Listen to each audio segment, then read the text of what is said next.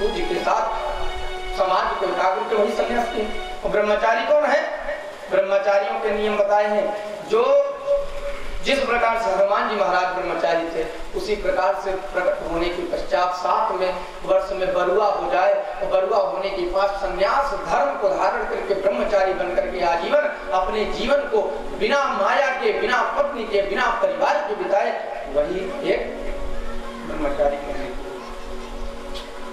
लेकिन एक कड़वी बात भी समझाते हैं कि मनुष्य सोचता है कि हमसे बलशाली कोई है नहीं इस संसार में। लेकिन प्रेमी बंधुओं, हमने आपको बता दिया, आप ध्यान रखिए, क्योंकि मनुष्य जानता है कि जीवन कब हमारा खत्म हो जाए, हम कब सो जाएं, किसी को पता है।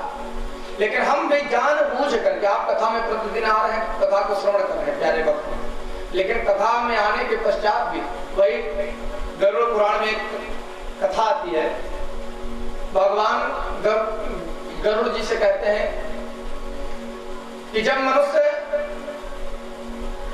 एक मृत व्यक्ति को कंधे पर लाद करके जाकर के घाट पर पहुंचता है, तो वहां सारे गांव के लोग जब एकत्रित होते हैं तो कहते हैं भैया सब कुछ बेकार है, यह मानव तन बेकार है। देखो कितना व्यक्ति अच्छा था, जीवन भर सुंदर कमा रहा था, सुंदर खा रहा था, परिवार चला रहा था, लेकिन आज देखो अचानक में चला गया।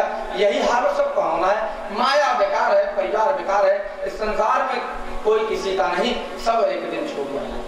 लेकिन वहां से पहुंचा, घर आया, पत्नी का फोन, बस में बैठा है, तभी आके अरे चुन्नू के पापा, अब बताओ क्या हुआ? भाग्यवान, अरे दूसरे पड़ोसी के बच्चे ने बहुत मारा है, आओ। पहुंचते ही डंडा लाठी जो है चलने लगा, सारे भूल गए।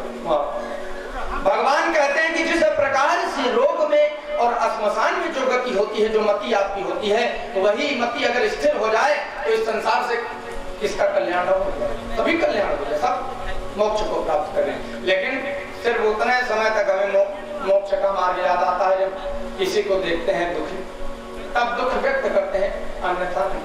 इसलिए मैं कहूंगा कि नाक से बहेगा नाला, ये एक प्रकार की इच्छा भी है, आप ध्यान रखिए। कब की बात है? बुढ़ापे की। आंख पर तने का जाला, जरा जिंदगानी में, ये जानिए कि नाक से बहेगा नाला, आंख पे तनेगा जाला, लाठी से पड़ेगा पाला, जरा जिंदगानी में। खड़े खड़े वस्त्रों में करोगे मल मूत्र त्याग, खड़े खड़े वस्त्रों में करोगे मल मूत्र त्याग, पड़े पड़े थूकते रहोगे पीक दानी में। इसको याद रखिए, बुढ़ापा जब जर्जर होता है यही होता है। सारी कहानियां जिन्होंने आपने बिल्डिंग खूब बनाया, धन खूब कमाया, गाड़ी घोड़ा बनाया, सब छूट जाएगा। शक्ति ना रहेगी तब तो भक्ति क्या करोगे करके, अरे शक्ति ना रहेगी जब भक्ति क्या करोगे तब, राम नाम बोलते तुम्हारी बंद वाणी में। अंतकाल आता है तो मुक्त हो जाता है। इसीलिए क्या करना चाहिए? अतः तु योग योग कर, योग से वियोग कर, भजन कर लो भैया, भजन कर लो भैया भगवान का जवानी में। इसको याद रखिए। भजन कब होगा? जब आप शरीर पर विराजमान होकर के अपने मनुष्य तन को कठोर बनाएंगे, उस घिसेंगे। प्रहलाद जी महाराज अपने प्रजा को समझा रहे हैं कि ऐसे जीवन की गति होती है। प्रहलाद जी महाराज विराजमान है, पुरोहित राजा परीक्षित को सुखदेव बाबा कहते हैं कि वास्तविक सत्य पर ब्रह्म का ध्यान आपने लगाया। आगे की कथा श्रवण कराते हैं कि अभिमानी व्यक्ति जो हुआ करते हैं उनके साथ प्रभु क्या करते हैं। ध्यान पूर्वक सुनिएगा। कि आसीन गिरिवरो राजन त्रिकूटैतु विश्वतः, क्षीरोदेनावृतः श्रीमान् न्यायोजनायुतमुच्छ्रितः। बताया क्या कि त्रिकूट नामक पर्वत पर एक हाथी का झुंड रहा करता लेकिन कहते हैं कि जब रुपया आ जाता है या बल आ जाता है तो अभिमान आ जाता है, और बल आ जाए तो मनुष्य कीड़े की भांति दिखने लगता है। अभिमान हो गया गजराज को कि क्योंकि सिंह भी उससे डरते थे युद्ध करने से, परिवार सब स्वच्छंद घूमता था, पर स्वतंत्र न सिर्फ पर कोई, सिर्फ एक प्रेम था प्यारे भक्तों, वो भी क्या कि पिताजी हैं झेल लेंगे। आपके पुत्र क्या कहते हैं, कहीं झगड़ा करेंगे तो कहेंगे हमारे पिता आइए सर देख लेंगे तुम्हें बाद में। भगवान कह रहे हैं अतः तू योग योग कर, योग से वियोग कर, क्योंकि तेरा जन्म हुआ तो तू अपने सार्थक अपने जीवन को बना। दूसरे के पथ पर चलने वाला व्यक्ति, दूसरे को पत्थर मारने वाला व्यक्ति क्या सही में भगवान का भक्त हो सकता है क्या? एक दिन का समय आया, समय व्यतीत हुआ, भीषण गर्मी थी, प्यास लगी गजराज को। पूरे परिवार वालों ने कहा कि पापा मम्मी चलिए जल पीने के लिए। तो सरोवर से त्रिकूट पर्वत के नीचे जब आप उतरेंगे तभी तो जलपान करेंगे। त्रिकूट पर्वत के नीचे प्यारे भक्तों, त्रिकूट पर्वत के नीचे उतर करके हाथी का झुंड पहुंचा सरोवर में जल पीने के लिए। तो गजराज क्या कहता है, जोर से अरे पियो पानी, कोई दिक्कत नहीं, जल का पान खूब करो। परिवार वालों ने पी लिया, लेकिन गजराज की बारी आई तो परिवार वालों ने कहा पिताजी सूंड आपका बहुत बड़ा है, जल को दूर से खींच लो, कोई ग्राह होगा तो दिक्कत हो जाएगी। लेकिन वो अभिमान है, कहते हैं अभिमानी पुरुष जल्दी डूब जाते हैं। जिस प्रकार से आप देखिए दिया जलाते हैं उसमें काले काले जो है जाले लग जाते हैं, अगर आप उसको छुड़ाइए नहीं डंडी से तो दिए को बुता देता है, मतलब बुझ जाता है वह दिया। उसी प्रकार से कहा नहीं मैं बीच में जाकर स्वच्छ जल पीऊंगा, किनारे का जल मैं नहीं पीता। बीच में पहुंचा गजराज, ग्राह था, ग्राह माने मगरमच्छ, पहुंचा और पैर को पकड़ लिया हमारा, और पैर को छोड़ नहीं था। गजराज ने सोचा कि अरे तो हमारे लिए भूंगा है, ये क्या है, कुछ नहीं।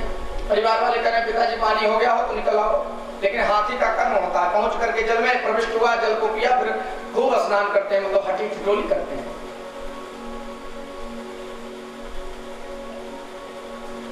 प्यारे भक्तों, गजराज इतना बलशाली था कि वो भी पैर को छोड़ने वाला नहीं।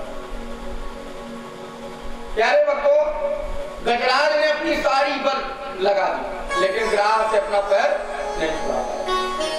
परिवार वालों से कहा मुझे बचाओ, मैं बचने वाला नहीं। तो परिवार वाले सहायता करने लगे, सूंड से सूंड मिला करके 10 हाथी हथेलियां मिल करके खींचने लगे इसको, पिता गजराज को, लेकिन वो भी नाकाम हो गए, नहीं।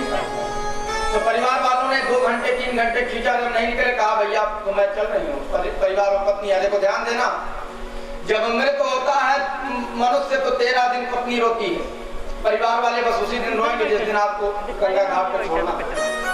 13 दिन के बाद 15 दिन में जो है फिर श्रृंगार करके पत्नी घूमने लग जाती है। ये है प्रेम।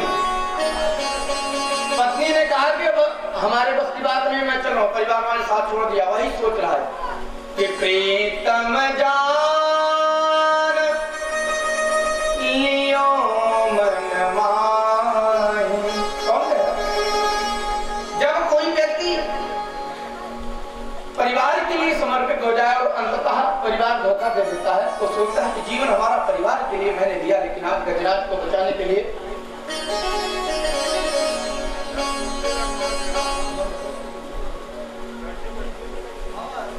तो परिवार वालों के साथ जब इस प्रकार से वो त्रिकूट पर्वत पर चले गए, गजराज फंसा हुआ है, तो कह रहा है कि प्रीतम जान लियो मन माही, अपने सुख से ही बहों को काहूं को नहीं। याद रखिएगा कि सुख में आन सब ही मिल बैठत।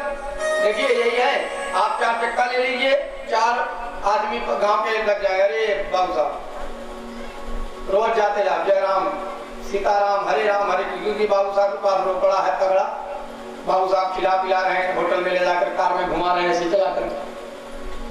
लेकिन वही करें कि सुख में आन सब ही मिल बैठत, रहत चहों दिश घेरे, चारों दिशाओं में बैठाएंगे, आपको सुंदर स्थान देंगे और चारों दिशाओं में चेले चपाड़े बैठ करके खूब आनंद लेंगे।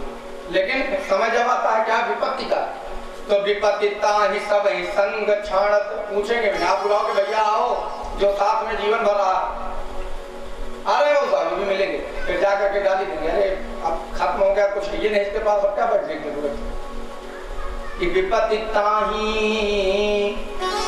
सब ही संग छाणत कौन आवत मेरे, मेरे माने पास। गजराज परेशान है, सोच रहा है मैं किसको बुलाऊं, बुलाऊं तो बुलाऊं। तो गजराज अभिमान के कारण भगवान का नाम भी नहीं जानता था कि किस भगवान को बुलाया जाए। तो उन्होंने और ग्राह क्या है, जोर से पकड़ करके जल में खींचा जा रहा है, गहरे जल में, अब जीवन नहीं बचेगा इसका। गजराज जब सर तक जल पहुंच गया कि अब मरने वाला हूं, तो गजराज ने, और देखिए ये होता है कि कहीं झगड़ा हो रहा हो तो सारे गांव वाले घेर लेंगे, लेकिन बचाने के लिए कोई आगे नहीं आएगा, मजा लेने वाले लोग। गजराज को खींचा जा रहा है, सारे देवता देख रहे हैं, लेकिन कोई बचाने के लिए नहीं जा। ब्रह्मा जी सोच रहे हैं कि हमें बुलाया तो मैं जाऊं, शंकर जी भी सोच रहे हैं कोई बुलाया तो जाए, इंद्रादिक 10 देवता, यक्ष गंधर्व किन्नर सब सोच रहे हैं कोई नाग कि जाऊं तब बचाऊं, लेकिन गजराज किसी को नहीं। तो उसने क्या कहा, विष्णु भगवान विराजमान थे, उसने कहा कुछ तो नाम ले, विष्णु भगवान हमारे से बुलाए चले जाते हैं। तो उसने कहा कि संसार के जो पालनहार हैं उन्हीं के चरणों का मैं ध्यान करता हूं। तो बड़ा सुंदर श्लोक में गायन किया कि नमो भगवते तस्मै यत्र एतच्चिदात्मकम् पुरुषाय दिव्याय परेशाय विद्महे। हे प्रभु संकटकाली, भगवान को याद किया गजराज ने और गाना शुरू कर दिया, श्री कृष्ण गोविंद हरे मुरारी, हे नाथ नारायण वासुदेवा, श्री कृष्ण गोविंद हरे मुरारी, हे नाथ नारायण वासुदेवा, पितुमाता स्वामी सखा हमारे, पितुमाता स्वामी सखा हमारे, हे नाथ नारायण वासुदेवा, हे नाथ नारायण वासुदेवा, श्री कृष्ण गोविंद हरे मुरारी, हे नाथ नारायण वासुदेवा। प्रेम से गाइए, हरि बोल। संताप नष्ट हो जाते हैं भगवान का नाम लेते। जब गजराज ने ध्यान किया तो प्रभु फिर बुलाए, गरुड़ पर सवार होकर के पहुंच रहे हैं, और क्या क्या राज भगवान को आता देखा तो सूंड से कमल की एक पुष्प को तोड़ करके भगवान को अर्पित किया, और क्या कह रहा है, देहांत ताले तुम सामने हो, देहांत ताले तुम सामने हो, बंसी बजाते मन को